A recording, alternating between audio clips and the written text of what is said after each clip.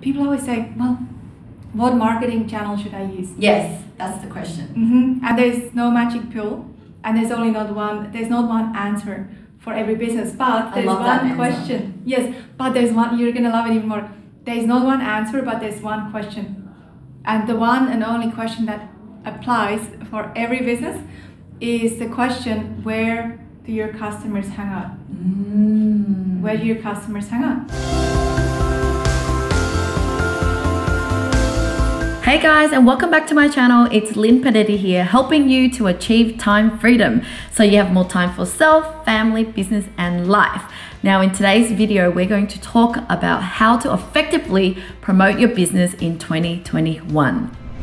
Now in this video, I'm going to be talking to Franziska Iseli, who is the founder of Basic Bananas, which is a marketing mentoring company based in Sydney, but they serve clients or entrepreneurs all around the world. Now Franziska is an award-winning entrepreneur who is known for her innovation, creativity, and philanthropic involvement. And Franziska is also the best-selling author of 3 books, one which is called Bananas About Marketing, Perception, and The Courage Map, which even have the foreword from Richard Branson.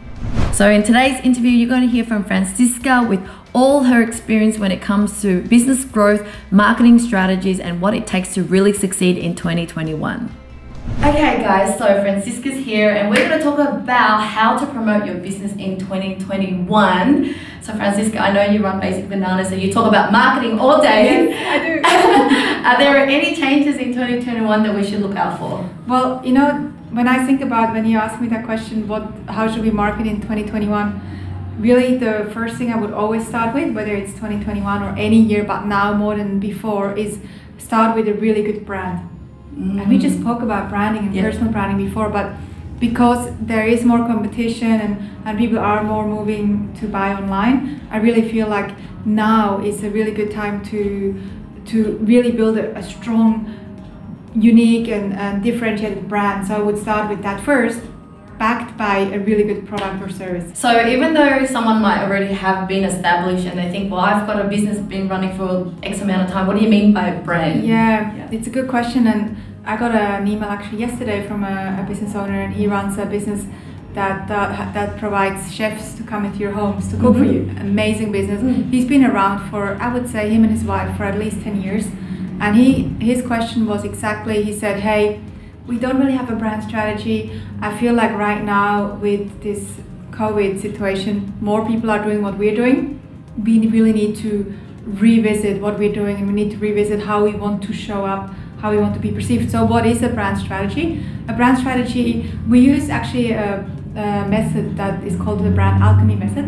That is our framework. We use it at our brand consultancy. You can see it on the wall here behind you. And it is composed of 9 elements. Now, we probably don't have time to go through them all, but the most important thing to start with is your identity. So asking yourself, how do you want to be perceived?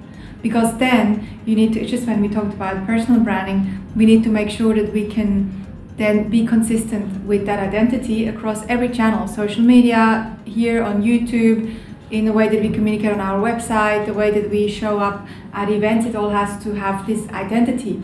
So in this case that I mentioned before, this brand is great. It actually is a really nice brand, but it doesn't have this identity that has consistency across every channel. So is it just the logo or the color of the website, or like what is the first method to go and really get back into identity? Yeah, it's everything. So it's not just visual, it's also psychological and the way that you make people feel. So it's feelings, it's visuals, yeah, as I said, emotions, it's psychological. So in the first question, as I mentioned, I would do a quick framework here. First question is, how do you want to be perceived? And let's just do an example here. So Basic Bananas, as you already know, one of our brand identity characters is we want to be seen as playful. And so we actually did this exercise because I looked at our social media channels last year. We have a social media team, and I looked at it and I'm like, it's good, but it's not that playful. And so we looked at it with the team again, and we looked at how can we be more playful. So you pick whatever you want to be known for and how you want to be perceived, and then you make sure that is portrayed across your channels? Let's say if we say on social media, are the images, do they have a little bit of a playful feeling on them? Do we push the boundaries a little bit? The way that we talk, is it conversational? Is it understandable for people, or is it too snobby? Then that's not us. Yeah. So you really, and then what you do, this is a really great exercise, you then look at every touch point in your business. So email signature, the phone, the way you pick up the phone, your website, your invoices, your proposal documents, your presentations, everything. You make a whole list, and then you look at how can I make each of these points more playful in this case. Yeah. So apart from the branding, what other ways would you be able to actually promote, get your business out there? Yeah, so nowadays in 2021, we have definitely seen that more and more people are buying online. So any business that doesn't have a great online presence, that doesn't have a great website, that doesn't have great e-commerce functionality on the website, if the product can be bought online, is missing out. So nowadays in this day and age, I feel like, you know, last year has really accelerated everything that we should have been doing anyway. So people were too slow or too inconvenient to try something new, which was the virtual world. Yeah. But it's been around for a long time. Exactly. But they were forced to. Now the businesses that actually stepped into that because we were forced to, and some businesses, they just, and I see these two types of businesses. Some businesses are just like, oh, I'm gonna wait until things normalize.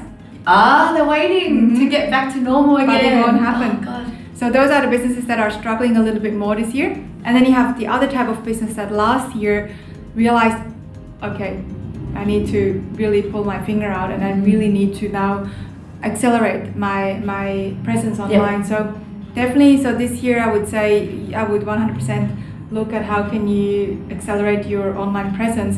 And then, you know, people always say, well, what marketing channel should I use? Yes, that's the question. And there's no magic pill, and there's not one answer for every business, but there's one question. Yes, but there's one, you're gonna love it even more. There's not one answer, but there's one question. And the one and only question that applies for every business is the question, where do your customers hang out? Where do your customers hang out? That means you even go back to square one and kind of know who is your customer. Yeah. Because sometimes as a business, you're kind of like even serving the wrong client, not even, you haven't even attracted your ideal client, and you don't even know who your client is, and serving too many people. Yeah, that's obviously that's like way before we even do brand strategy. We need to know who we want to attract, and then once we know who that person is, we need to find out where do they hang out, and that's the number one question. And when you answer it, I would not just go conventional only. So I wouldn't only think about, oh, they are on Facebook and they're on Instagram and they're on YouTube, but also ask yourself, what podcasts do they listen to? For example, that's where you want to be. Or what blogs do they read? Or what associations are they a part of? Maybe you can do a sponsorship or speak there. And what other companies do they work with that you can maybe partner with? You do this really well. Yes, that's right. Yeah. So just like us, we're chatting and we've been helping each other in the business, is that you're a marketing company teaching marketing, and we're the one that's providing the resources to actually do the work. So that's where that complementary thing is. So what kind of clientele do you work with at Basic Bananas? So our audience here, we have two audiences. So at Basic Bananas, it's mainly small, medium-sized companies.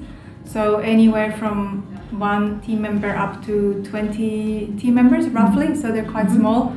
And then at the branding agency, which is called the Business Hood, they're more mid-sized companies. So a bit larger than that. Yeah. So we get to work with really interesting people. That is so good, and they're all different types of industries. Yeah, you know what?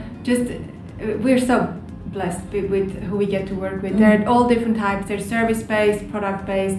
They're business to business, they're business to person. It's always person to person anyway, so it doesn't really matter.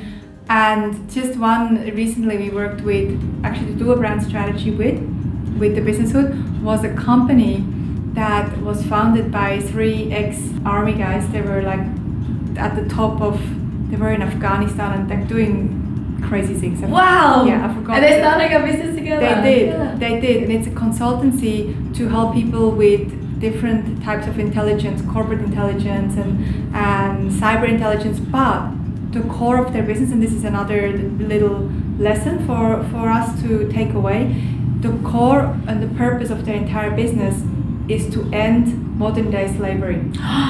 Love that. Yeah, that's the whole purpose. So they're using their skills to do research and investigate, and they use their networks of people all around the world to help people with different types of insights. But at the core of the business, the only reason they're doing this is to help end modern day slavery. That leads me to the question: do you think that the world, or this day and age, is more important than ever to have a business associated to doing something in life, like a purposeful business, and not just purely, all about profit?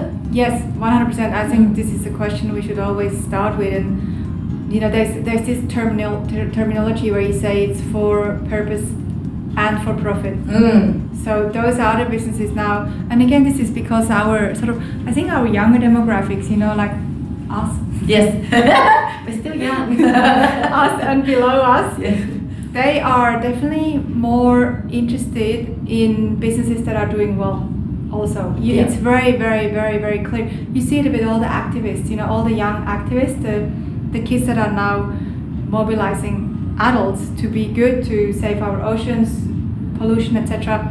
They're all very young and they all care more. So I feel like our up and coming new consumers, they care big time. And I think it's also, if you do align in it, you will have more passion and motivation to get up every morning to really push through the challenges in business. If you believe in it. If you really align your business with your purpose and everything. And you can always find that, I think. It's not...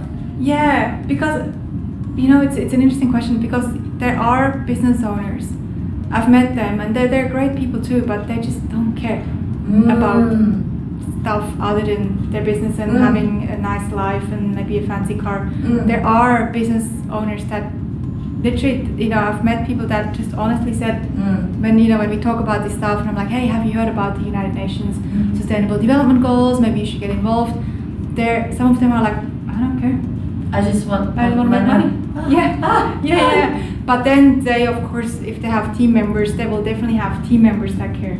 So that's when you gotta, if you're watching this, it's like, find something that you love and that does good in the world. Tell me more about your free workshop, because I think there's a lot of juice in there that people could learn from as well. So tell me more about that. So we run a half-day session here. So Basic Finance is all about education. It's a little bit, this metaphor about you can either give someone a fish or you can teach them how to fish. And of course, what's more sustainable? Teach them how to fish. Exactly. So that's what our whole philosophy here is. We teach business owners how to fish for clients.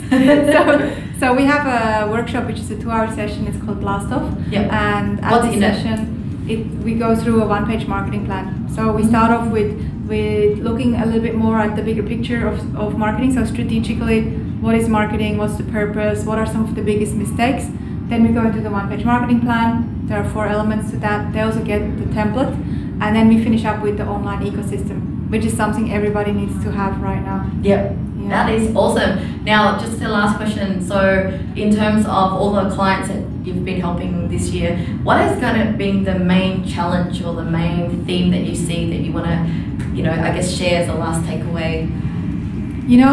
Given the environment we're in, I think there has been so much uncertainty. And what I have seen is some leaders, whether they're business owners or leaders in a company, do really well in this environment. I'm one that does really well in this because I love uncertainty. I thrive on it. It's my thing. We're similar. You're the same.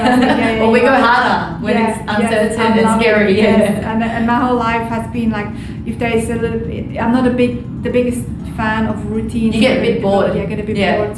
So there are people that do really well when there's uncertainty, and then some people just really can't deal with it. But the one thing that I have found is that no matter what, whether you can or not, you always can. And if you have a team, I've found that the one thing, and I haven't maybe always managed to do it right last year, but I'm learning, is as a leader, we have to provide certainty.